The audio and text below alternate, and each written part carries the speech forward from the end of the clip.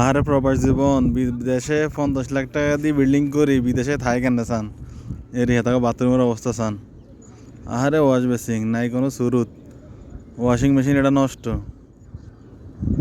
এরি চান বাথরুমের কি কন্ডিশন চান এরি বার্গা বন্যা চান এরি এন্দি ফেস্ট মেস্ট আনার লাই কি ডিজাইন চান এরি হেতাগো শাওয়ার চান শাওয়ার এরি ঝর্ণা ঝর্ণা চান। আহারে ঝর্ণা রে ঝর্ণার কি অবস্থা চান দুয়ার টুয়ার লাখ টাকা ইনকাম করে দেশে 50 লাখ টাকা দিয়ে বিল্ডিং করছে এটা কিচেনের অবস্থা চান।